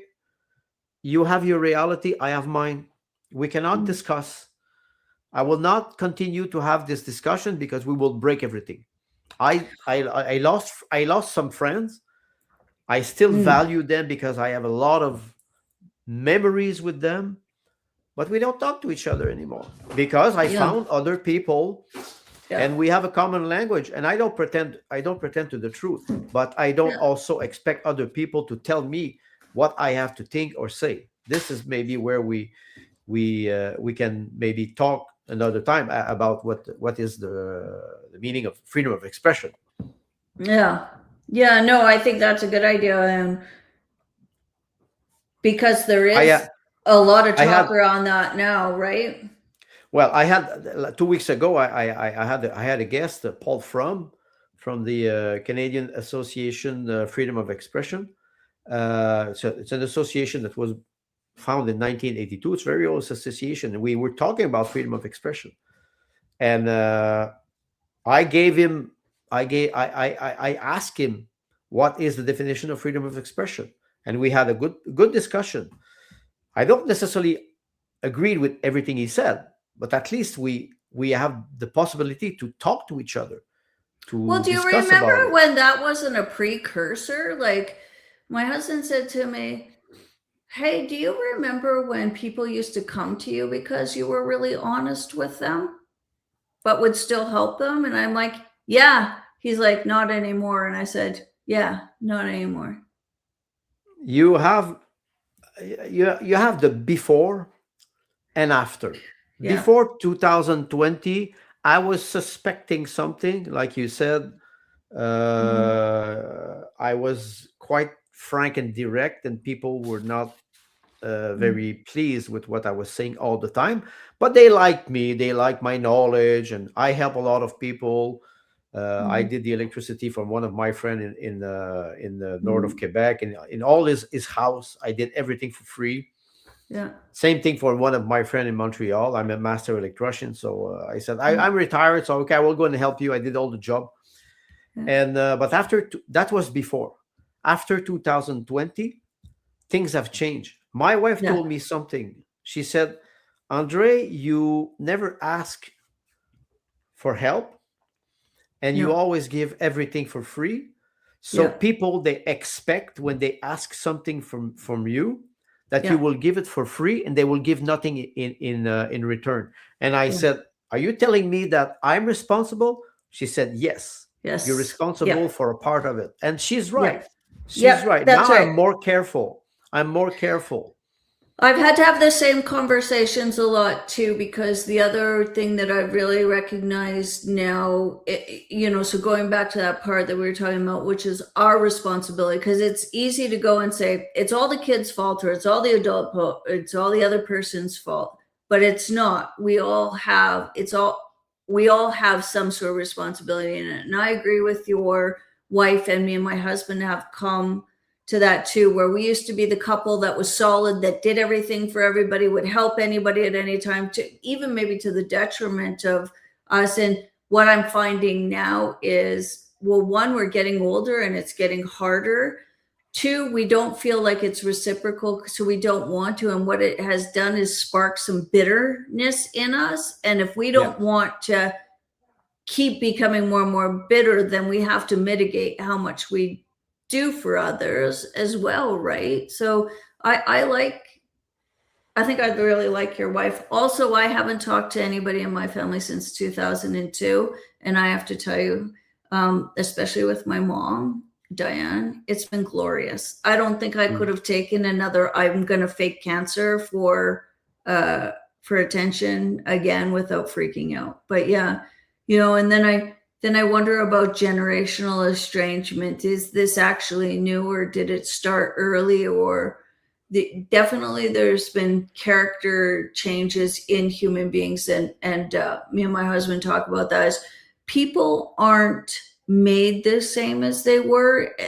Even in the last, so often people have sort of regressed, but also since COVID too, is like, I asked him, when was the last time you engaged somebody in conversation and they asked how you and your family were, or your kitties?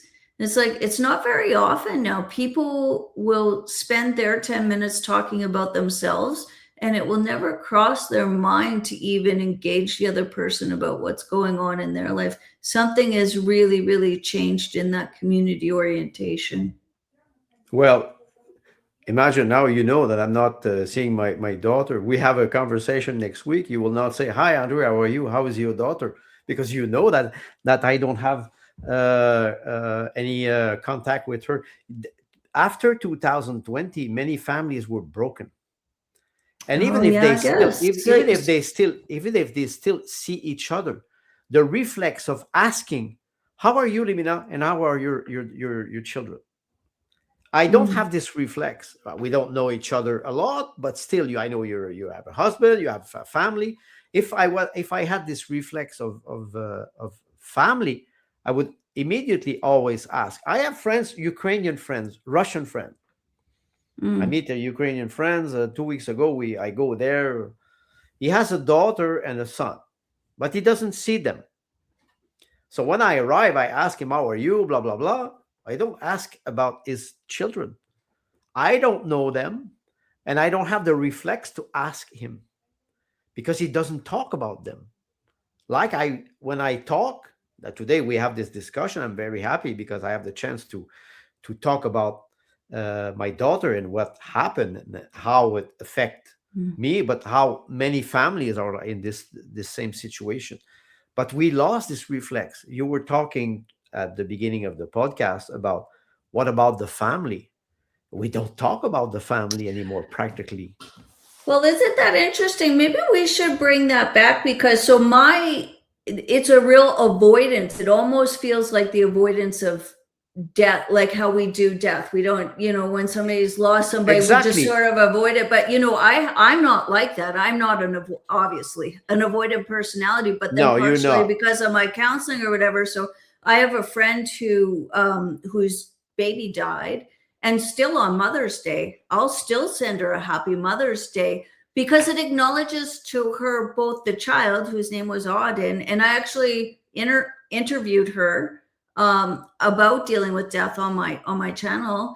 If anybody wants to look at it, it acknowledges the child that was there, the grief that she had, but that also she was a mother, because in avoiding the child, people avoid that she's a mother. She's a mother, and it's again, it's the memory. Yeah, It's the yeah, memory, and and that it is takes so from her. So important. yeah, We talk when I think we should, because I think also what I've noticed in my practice is that people hide shit, right? They think that families, you know, uh, inevitably when I'm dealing with couples, they'll say, well, other couples don't do that. And I'll say, other couples totally do that. The difference in couples is how much they hide from the outside world and how much they don't. But all couples have sort of that same platform of problems that could go wrong and that have their ups and downs in their lives. And so maybe part of our work is, even in the absentia of our that relationship that we covet, although I am trying to put mine back together currently, which is really an up and down trajectory. We need to start the conversation of how is your family, and be prepared of, it's not that good, or it's exactly, estranged, or my kids hate, just to start the dialogue so everybody's not pushing it back together. Because the first step towards any reclamation is acknowledgement. exactly, exactly. And you're mentioning one thing very important. We all have a secret garden. Yesterday morning, my wife and I, we were talking about this, and I told her, I said, "I'm sure you have things that you will never tell me. I have things Yeah. that I will never tell you, because this is the secret garden. It's something that you cherish, Yeah. and you will, maybe you will tell God, or maybe you will tell your spouse when you die. But we have this tendency today. We have a conversation, you and me. We have a tendency today to publish everything, because we want to show we are honest. But I think up to a certain point, some conversation have to stay private. Some Mm. things have to stay between the family. They Yeah. always say, "Do not wash your dirty laundry. You wash your dirty Mm. laundry in family," meaning that Yeah. you still need this intimacy. And Yeah. today we lost it because of internet. And but I do agree with you. We have to show that the image of family, even if it is broken, and if it's sometimes we try to hide things, there are Mm. beautiful things in a family. There are Mm-hmm. beautiful things in a family. The fact that the only future that we have is through our children and grandchildren. Are we capable of reconciliation? I think we Mm. are, but it will Mm. take time, and we don't evolve at the same pace. Some people are slower than Mm. others. Well, and I would say on top of that, for people to remember that reclamation is never a straight shot of like, oh, I'm talking to my daughter, everything's great again.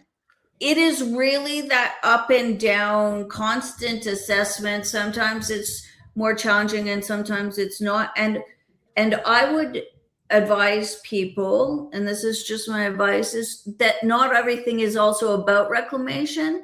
To make time to just play a board game, and remember you can have fun together. Exactly, exactly. You know? There's a small anecdote about a couple, old couple. They were married since 65 years together, and the Mm-hmm. journalist goes and have an interview with them, and he started to interview the wife, and says, "How is it with your husband? You're married since 65, say 70 years of marriage, happily married." And she started to talk for about 30 minutes. And after 30 minutes, the journalist turns to the spouse and says, "Oh, and you, sir, how it was your marriage 70 years with your wife?" He says, "I agree with Good. everything. I agree with everything my wife just said." That's it.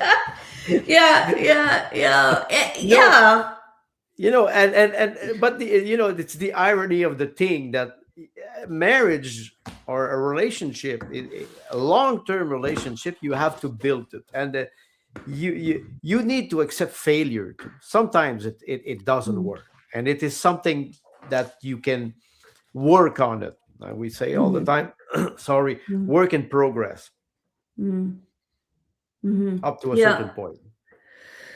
Well, we've covered a lot today, and we're kind of coming to the end of our time together. I really appreciate your time. I really wanted to have you on, and I really appreciate your honesty. Sometimes it's hard for all of us to let people into our little worlds, but I think that we are getting to the point in time where talking about reclamation is important, because like I said, I am seeing sites come up where it's more about calcification and resentment, and I would hate, even for myself or anybody else, to think that that's the only trajectory for this broken thing. So here's some of the things that I think was important that we covered today. Is one, this isn't just people in your life being assholes. There was a targeted mechanism to break families.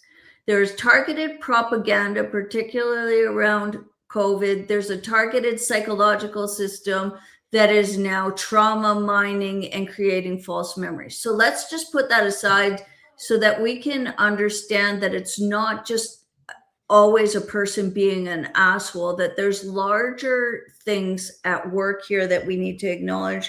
And one thing that I love that you said, Andre, is the first things first. I'm going to remember I love them. Hmm. You start with this. You start with love and beauty, but it doesn't mean that you will forgive or forget what happened. In Mm-hmm. 2022, when the Freedom Convoy started, I remember I wrote an article, and I was appealing to people in that article, saying, do not target us. Do try to remember who's doing this to you. Yeah. And I was Yeah. talking about the doctors, the politician, police, uh, physician, and I was saying, do not think that we are your enemy. No. Try to understand who is attacking you. And you are right, it was premeditated. And this, for It's many institutional. people, they cannot accept that their government wants to arm them. They just Mm-hmm. cannot accept it. Mm-hmm. Yeah. Yeah. Well, it is almost, and I've talked about this before with you and others, that we have to remember sometimes it's easier emotionally for people to bury their head in the sand. And I remember when I realized that the social safety net that I believed in, which was not COVID, but I mean in the 2000s, when I realized that there was no social safety net for people that were sick, and there was also no medical if they didn't believe you, or if it wasn't for Lyme disease, if it wasn't on their radar, you could just die. They didn't You care. die. That's it. And when you realize that, then you see everything else, like the RCMP are just federal goons, and their actually job is to enforce the law, not to protect you. And then everything kind of falls, and it is like the breach of faith, the loss of some sort of faith, something that you believed in. So I think we need to be patient, but we also need to, when we identify it, we need to be able to grieve that in ourselves, that it is a loss of something that we thought was fundamental within us as Canadians, right? And so some people have to hang on to it longer than others. And so I think that institutional part is really important to remember. The love is the next important part, but we talked also about trying to move the mindset from combative into complementary. We talked about the duty to know yourself and what your responsibilities were, and to take stock of what you did, even if it was right. Some of the ways we act when we feel aggrieved is not necessarily the most conducive to getting your point across. Knowing when your point isn't wanted, making space to just maybe play a board game without talking politics, right? To make space for that good time as you try and reclaim things. Also know it's not a straight shot from talking to somebody to forgiveness. That we have we have a duty, and this is one thing I really maybe want to end on, Andre, is that we have a duty, even if our adult children or grandchildren or friends are no longer in our lives, to make the world a better place, to live out our morality, and to walk a path that creates a better world from them for them, even if it's not acknowledged by them. I can refer to, the Sagrada Familia in Barcelona. It was finished this year. It's been 400 years that it has been built. You can imagine the first artisans who were working on the cathedral. They never saw the results. I think it's an endless process to work on improving mankind. And I think now, especially now, I think about the national debt, the burden that we have. It will collapse eventually. And what will happen? Will it be a reset? I don't know. But what I think we need to work to I would say dismantle this system. This system did does not work. Did it ever work? I don't know. But I think Mm. the future generation, younger people, they look at this and they with disbelief. They cannot Mm. imagine the level of slavery that they are in. This is No. where we have a responsibility and a duty, and I agree with you. Hmm. And I would say that to people, young people who are worried about having children, about bringing children into the world. The world has always been full of terror, either through either through the mechanism of governments, or just famine, or concentration camps, or genocide, or war. Whatever the case may be, the world has always been full of terror. I think that the big recognition should be: can you raise your own kids? Like, can somebody stay home? Can you keep them out of school? Can you be the one that actually raises them? Are you willing to go that mile 100% of the time, all the time? And what is your support system? And if you have that in place, the world has always been scary, right? If you can disconnect them from these institutions that we're talking about that have caused all this terror, then you're going in the right direction. And look for people like Andre and I in your community that may not be your parents, but are willing to support young people to have children and to keep them at home and with people who aren't going to institutionalize them. And I think that's what I would say about that. Do you have any last thoughts, Andre? We've really dug down into this. I'm super pleased, and I want to tell you that I'm really thankful that you came on, because there's already 2 actionable things that I want to do in my life and my reclamation that I think are going to set me on a better pathway. Well, first of all, I want to thank you for inviting me and proposing this subject. Mm. What about the family? And I will advise young people, if they watch, and even if they don't, I will advise them to take a microphone, to start a podcast, to start a conversation, to invite Yeah. you, to invite me, and to break this barrier between generation or color of skin, of religion, and try to have Mm. this conversation. So if we have knowledge and wisdom, at least we can advise you. Today we have the technology to do it. So I think it's an opportunity. Technology can be extremely dangerous, but it can be also very powerful if we Mm. are able to master it, not be slave of the technology, but use it so we can change the reality, especially today. I hope Mhm. that we will inspire younger people to Mhm. at least to rise and speak, because it's through Mhm. discussion that we can evolve, if I can Mhm. say, if I can use this Mhm. word. And thank you for Mhm. inviting me. It was a very pleasant conversation. I appreciate it. Andre, people can find your writings on Substack. I'm on Substack. I also have a website on WordPress, and I have a small podcast, The Philosophy of Information. I don't do a lot of podcasts because, like I always say, I'm not a podcaster. I'm a writer, a philosopher, but Yeah. I try to help. Actually, I'm helping a group who are working for an international conference on social credit.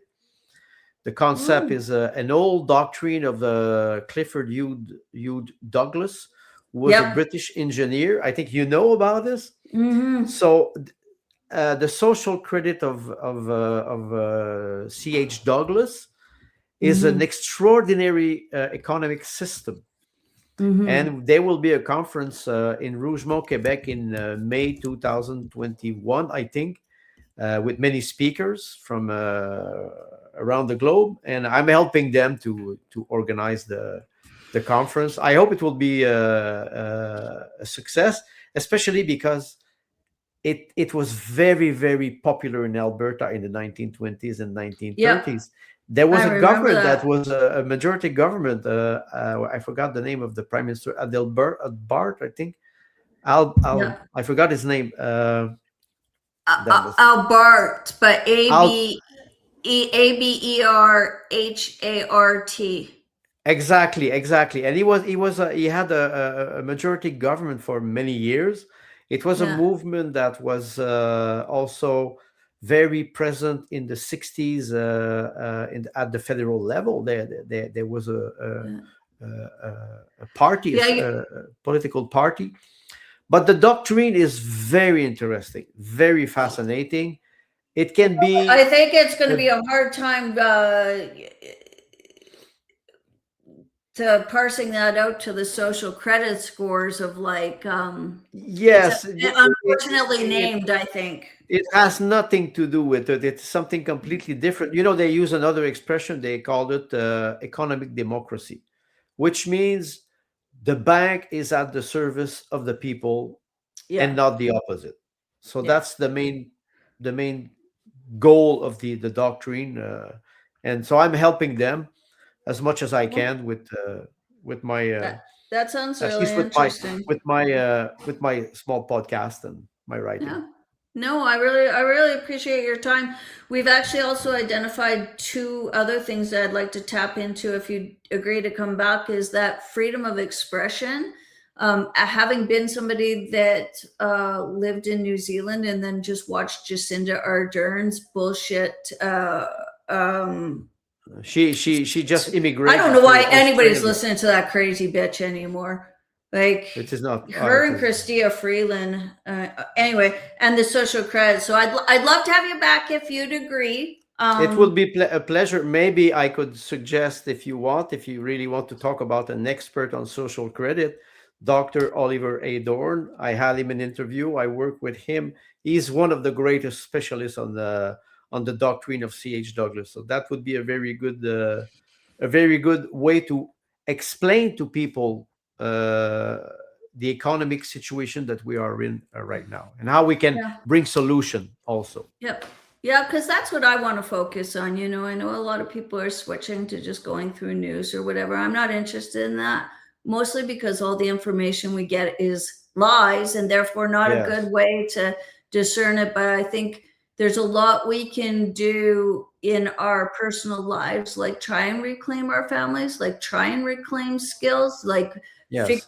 who we are and become accountable that will make our lives better rather than worrying about what lie we're being told about Iran. Yes, exactly. Exactly. Yeah. Yeah. So thank you, my favorite Frenchman. I hope the kitties are doing well. Next time you come on, bring pictures of them, of course. I will. I will. All Thank you right. for having me and Take have care. a nice day. Thanks, Bye bye. Andre. Bye.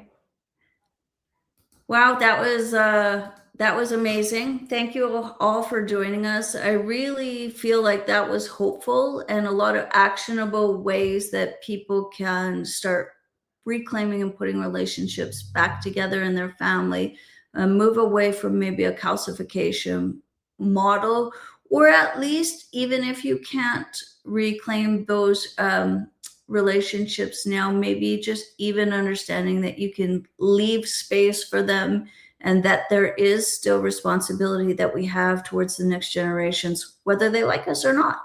or vice versa. So thanks for joining us, everyone. Thanks again to Andre. Be well, everyone. Better yet, be brave.